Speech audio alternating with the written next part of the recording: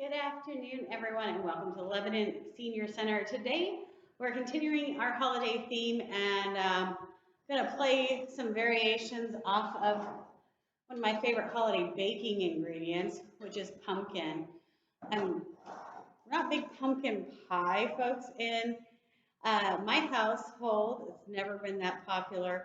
Our favorite pumpkin dessert at Thanksgiving happens to be a pumpkin roll. So it's a Swiss roll cake that's baked on a sheet pan and just really briefly in the oven. When it cools, we frost it with cream cheese frosting and then roll it on up, and then you slice it in these beautiful like pinwheel designs.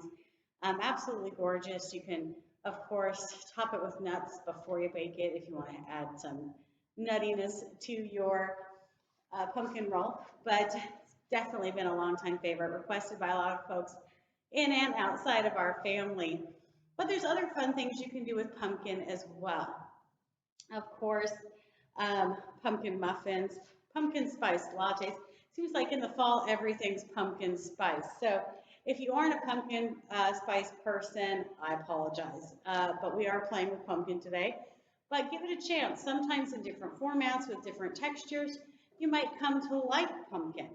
And it is a great way to get moist texture into foods because pumpkin, let's face it, it's a moist veggie. So it's a fun way to add some extra moisture and maybe not need as many fats and oils to get that moistness in our baked goods. So we are going to do a pumpkin cream cheese swirl muffin, and we're going to do some pumpkin whoopie pies. You heard it, pumpkin whoopie pies. You will also notice a sub-theme today of the lovely combination I feel there is between pumpkin and my friend cream cheese. We used cream cheese in our last cooking demo as well for the cheese ball, so I guess I could have entitled this month Cream Cheese Month, but I didn't realize I was going to do that until today. So whether you're a big cream cheese fan or you're a pumpkin fan, hey, here's some more uses for both of those ingredients. And I apologize, my glasses seem to want to slide off my nose today. All right, so we're going to start with the muffins. So I've got a nice bowl here and my flour. So I'm doing two recipes. I feel like I have a bazillion ingredients on this table with me. So we are going to do a cup and 3/4 of flour. And yes, I'm, probably going to use more measuring cups than usual today. You can start giving me a hard time now. But we are doing some baking, so we're going to be a little bit more methodical. There's our one. And I was using the half measuring cup, so there you go. 1 3/4 on our flour. And we are going to get, told you, that pumpkin spice. Often use it just in the fall. All right. There we go. We need our measuring teaspoons out here. And we are going to get, I lost it. There it is. A heaping tablespoon of pumpkin spice. And if you're like, what the heck is pumpkin spice anyway? Is it ground up pumpkin? No, really what it is the spices that you generally put into pumpkin pie. So cloves, nutmeg, ginger, allspice, just kind of fun fall warm spices. So here's a hint. If you don't want to buy a jar of pumpkin spice, you can kind of make your own combination of allspice, ginger, nutmeg, those kind of things to put in here. There you go. Don't buy that extra spice jar if you don't need it. 1 teaspoon of baking soda. And I will rebel. I will admit that I rebel. I'm really bad about using a bunch of mixing bowls because, they want you to do some ingredients in one bowl, more ingredients in another bowl. I tend to, function more on the dump level. I'm going to cheat. I'm really bad about measuring salt. You can blame my grandmother. There we go. Got to use it in the palm. Yeah, different size measurements of your palm of your hand. All right, so I am going to give these guys these ingredients. So we've got our flour, our pumpkin spice, the baking soda, the salt in here. I'm just going to give them a little whisk, turn, turn, turn here.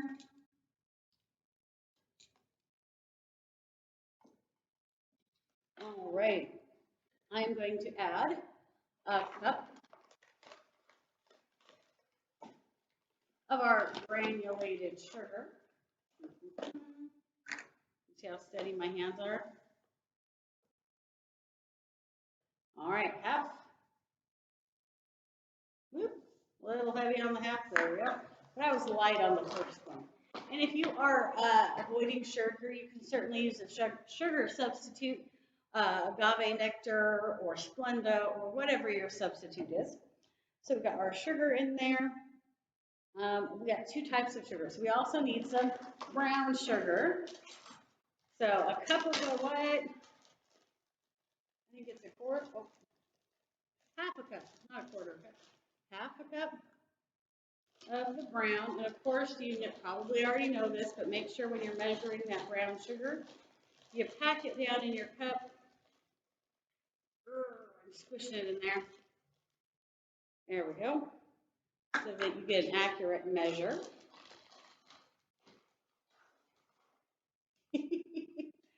Okay, so we've got our white sugar, our brown sugar in there, and again, I'm just going to give it a little, let me see if I'm going to take that tag off of this whisk. I'm going to break up my brown sugar a little bit. And of course, if you've got an electric mixer at home, or a hand mixer, or something like that, you can certainly be whisking these up or blending these up in that, or just a little elbow grease is some good exercise. So whatever your kitchen gadget and kitchen tool happens to be.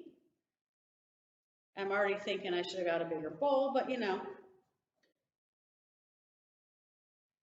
got a couple of lumps that don't want to cooperate. There we go. And now we get to do our can of pumpkin puree. All right, so we are going to take that over here. Actually, I'm going to. There we go.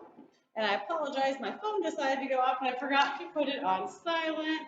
So you get to hear that lovely music in the background for just a minute. All right.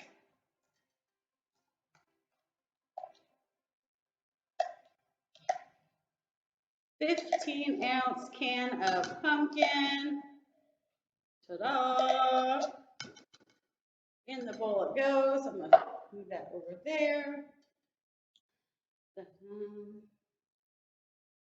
And I'm not even going to worry about mixing it quite yet because we need to add some more wet ingredients. So we need a half a cup of vegetable oil. There it is.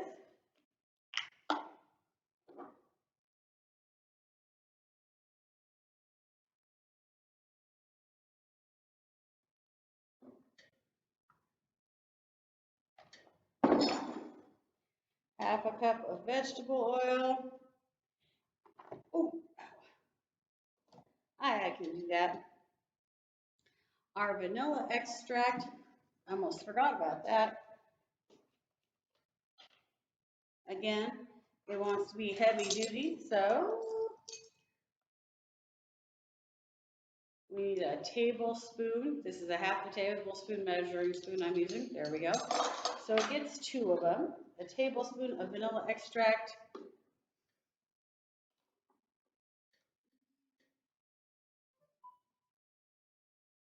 I already lost my place. Eggs, vegetable oil, vanilla extract.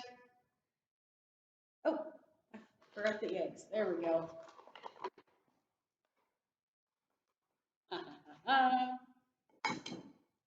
All right. Keep an eye out for any wayward shells. I'm feeling brave and they're just going straight in. No eggshells to be seen. Perfect. All right, I'm going to break up my yolks there. So I'm just going to gently start folding all of these ingredients together. I'm not going to get too vicious with it because I'm going to try not to wear them. which is always a challenge. As soon as you get that flour in a bowl, it seems to never want to stay there. It just wants to jump on out and get exciting and do fun things. So there we have it, giving it a mix.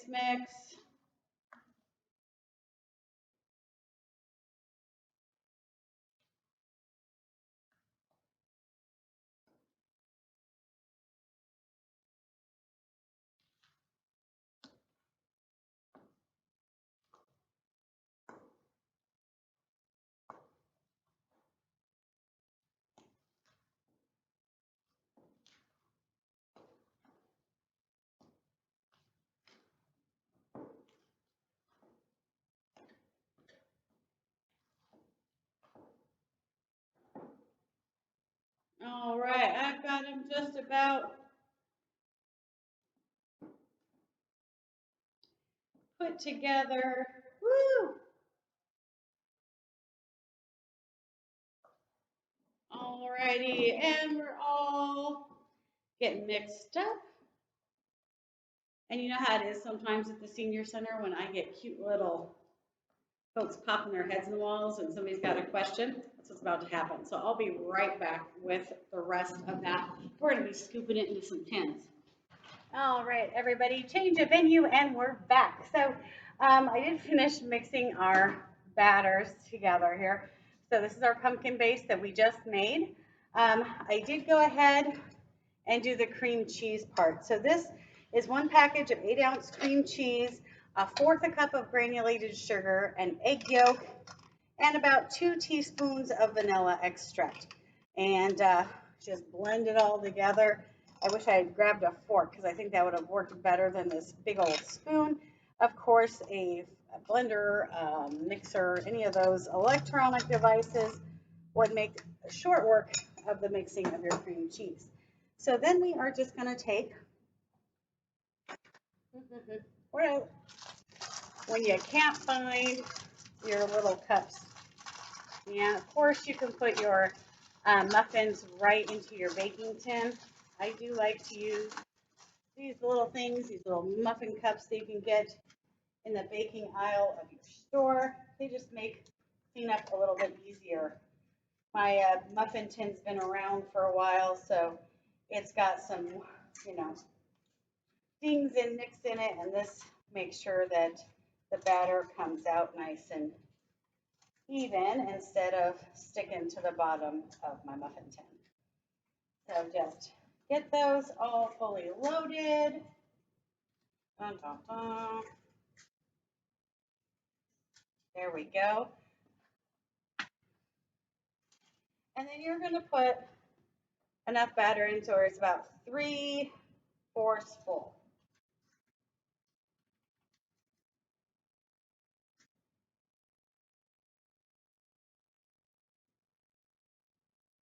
You don't want to fill it all the way up, just about 3/4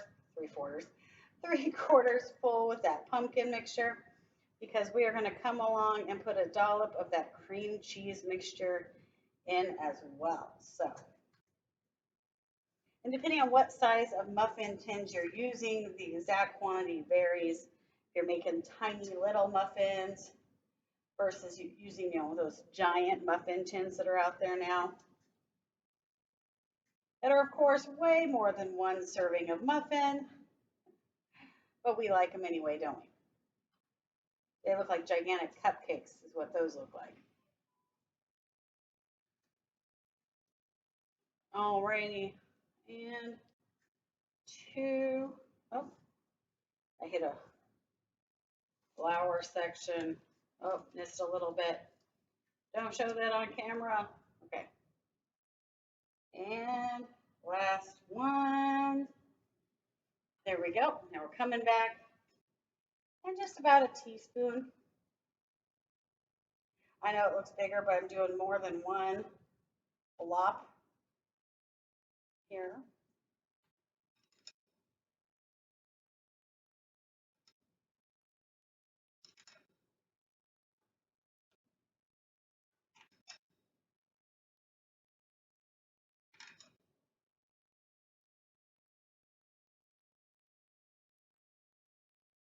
And I'm just getting a little creative. You don't have to put it in the perfect center, because sometimes that cream cheese mixture decides to go where it wants to go and not where you want to put it. So don't lose sleep over it.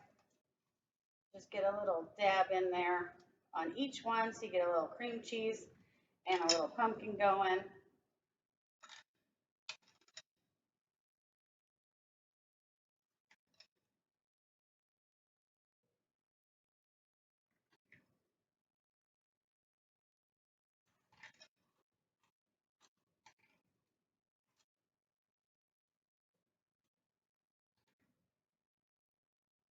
There we go. I think I got one that needs just a little extra.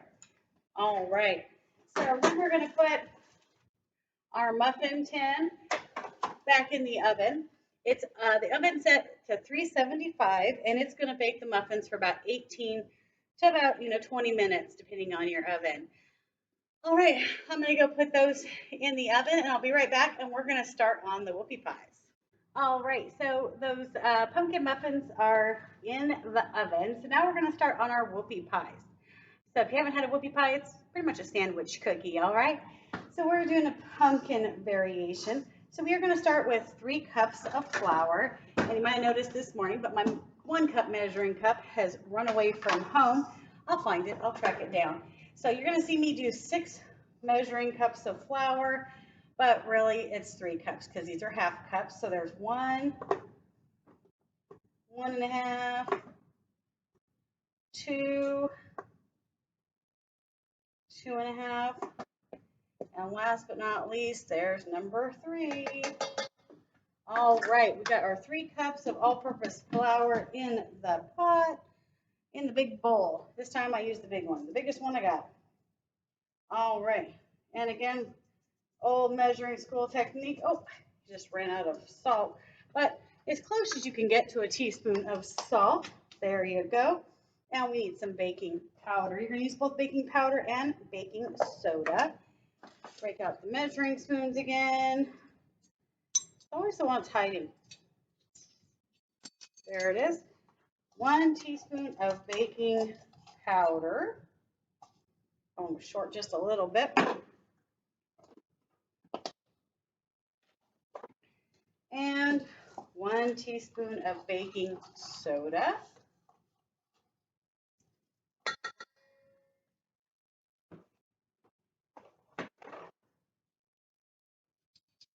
And we need 2 tablespoons of cinnamon. You heard me right. I said tablespoons.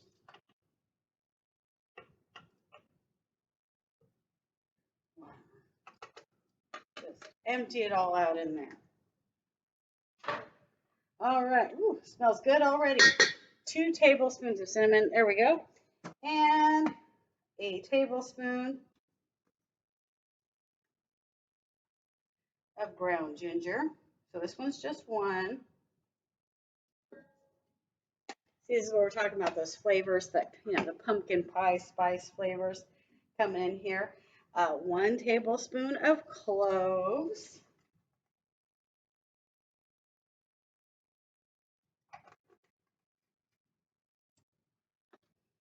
All right, we've got our cinnamon, ginger, cloves. There we go. We need 2 cups of brown sugar. I brought extra bags. I wasn't sure if one was going to quite work.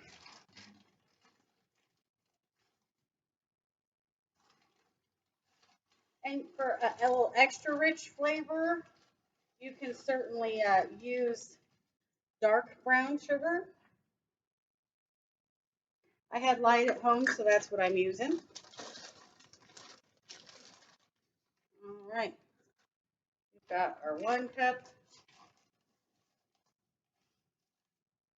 1.5. If you only have light at home and if you want to get that little extra richness, you can toss in just, tablespoon of molasses, because that's what gives brown sugar its brown color and the extra flavor. All it is your white granulated sugar with some molasses added in. It's really the difference. So you can definitely substitute away. All right, I'm gonna come back here and again, work to break up some of those lumpy lumps since I'm mixing by hand today. You pack the brown sugar in and then you gotta unpack it.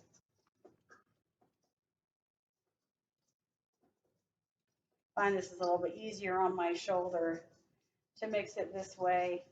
Get those lumps broken up a little bit before I go in there with a big spoon to try to blend it together.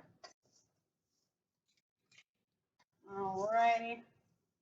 Just getting the flour, those spices, and the sugar mixed together a bit in there. All right, so where do we get down to? Brown sugar. Okay, this is where we're going to switch up. Usually in a cookie, I would use solid fat. This one, you actually get to use our friend vegetable oil again. Oh, I'd be careful. That was the one that had my egg white sitting in it. All right, there it goes. Oh, look, perfect. 1 cup of vegetable oil. I'm using things up today. Love it. And our pumpkin. Ooh, I don't know what that was, but I'm going to.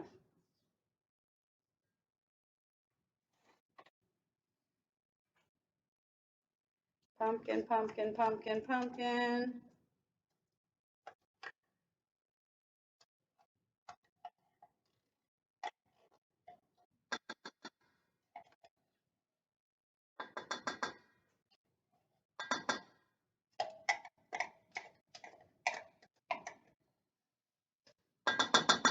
I actually have a little left over from another can I've actually already had in the bowl. I should mention that. So we need about 1.5 cans. So it's about 3 cups.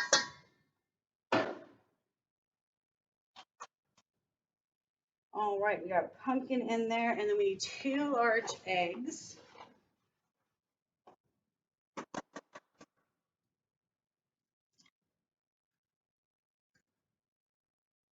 One. Gotta remember that these ones come from my mom's farm, so they don't leave whacked as hard as those store-bought ones. They're a little bit easier to hit. Perfect. So we got our 2 large eggs in there.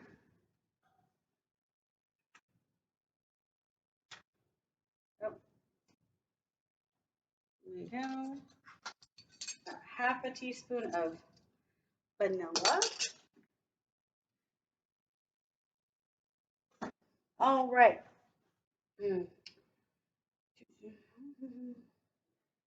All right, so this is where we get to put the arm work in, okay? We've got everything ready to go. Our last couple of ingredients, a little more vanilla, another thing of cream cheese, and some butter and some powdered sugar are going to be what goes for our filling. So now that we've got these ingredients together, we're going to break that whisk back out. I'm going to smush those eggs first. Start moving it around to get this batter in shape. I got to put some elbow grease into it, but you can do it.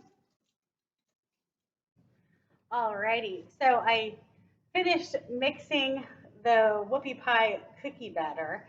Got it all kind of blended together, mixed together, and I stuck it in the fridge to chill for just a little bit. I find that helps. You can also chill your pumpkin pie puree before you put it in. I just like to chill the whole thing because we're going to be using an ice cream scoop to scoop it out to put it on the cookie sheet. I find it's just easier to work with when the whole dough is chilled, in my opinion. So you might give that a try. While I did that, I checked on our muffins, and look at those. Oh, the light makes them look white in here. There's a lovely gold, well, it's not golden brown, but nice pumpkin-y brown color underneath with that little bit of cream cheese on top with cracks in it. Smells delicious, looks great. So they're hanging out, cooling off. I'll take those out and put another batch in. The recipe makes about 24. Again, that depends on the size of your muffin tins. In the meantime, I'm working ahead on the whoopie pies. So as I said, the whoopie pie is kind of a sandwich cookie. So our pumpkin piece is going to be the 2 outside layers. So we need the middle. We're doing cream cheese frosting for the middle.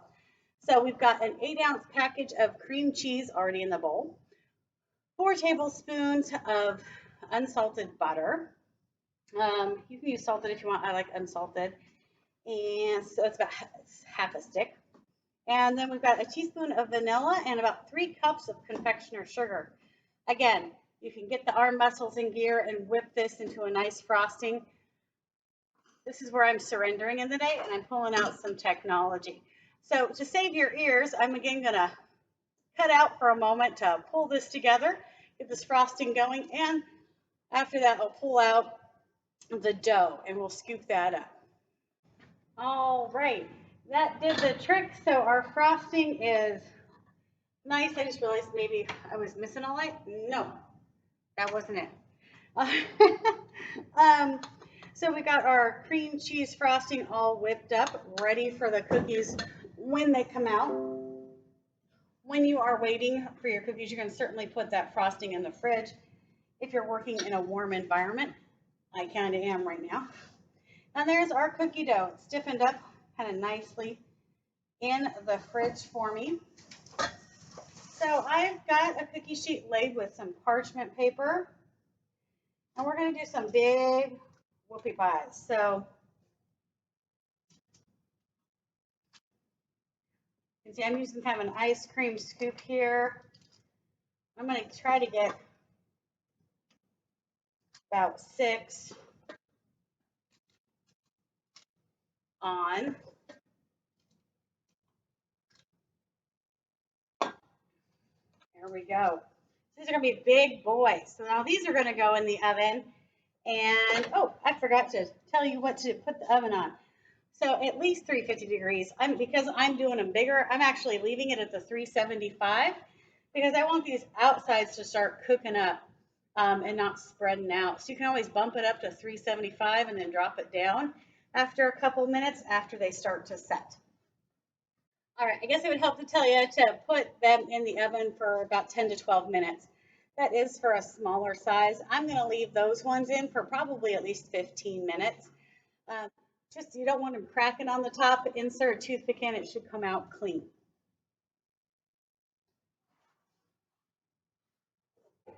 And our the cookies for our pumpkin whoopie pies came out of the oven.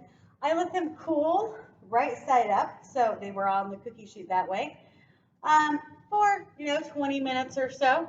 And then I used my spatula to come along and pry them off their parchment paper, and I flipped them over so that they could cool off on the bottom side. It's important to make sure they cool off on that side as well, because that's where you're going to be putting your frosting.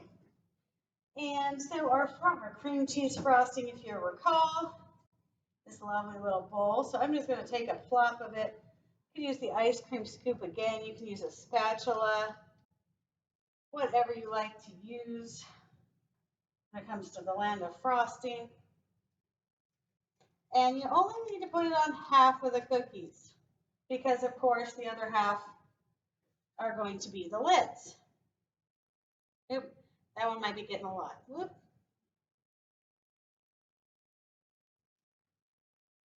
Even it out a little bit. Bum, bum, bum, bum, bum. Sound effects for frosting your cookies. Of course, the bigger the cookie, the more frosting it needs, right?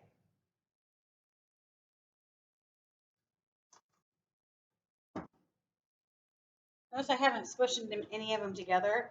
Doing it this way allows me to kind of make sure I get frosting kind of evenly on all of the cookies. So when I get down to the bottom of the bowl, a thing I can always add or take away frosting as I see fit.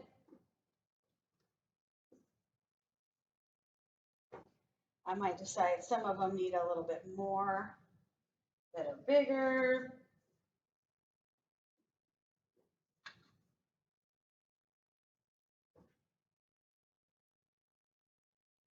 Give that one some more. There we go. And I think this one in the back gets the wipies of the spoon off. There we go. All right, and of course, then the fun part. You're gonna take the top side of your cookie and just bring it over and just push it down. And just squeeze those halves together and kind of work the frosting around. You can even push it around a little just to make sure you get a nice filled sandwich. And if you're super not into making frosting yourself, I mean, you can use some store frosting also if you wish. There you go. That one's a little more condensed in there.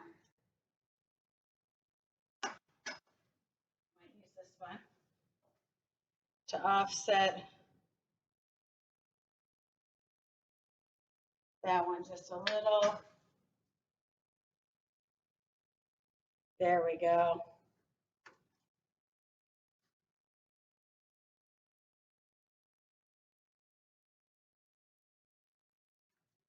Beautiful, beautiful, beautiful. Are you getting a hungering for a sweet tooth fix yet? Of course, you can imagine this with a cup of tea, a big glass of milk,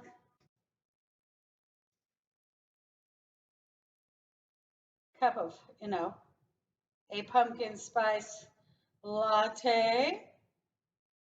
Ha ha ha ha.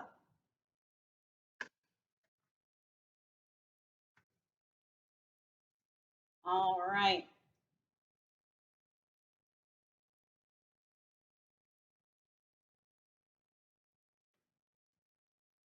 Perfect. Okay. And there are our 6 whoopie pies ready to go. Not to be outdone, remember those muffins that we did? We got those cooked up too. So go ahead and get your pumpkin fix, either whoopie pie or pumpkin muffin. And of course, if you're a traditionalist and you want that pumpkin pie, enjoy. Go right ahead. Pumpkin is a great source. A lot of desserts, breakfast things, roasting seeds, and of course, always the inspiration for those pumpkin spice lattes. I hope you guys have a great afternoon from the Lebanon Senior Center. We hope everyone has a happy Thanksgiving, even if it's a little unconventional this year. Find a way to bring a little tradition or, spice things up and try something new with those traditional flavors. Bye-bye.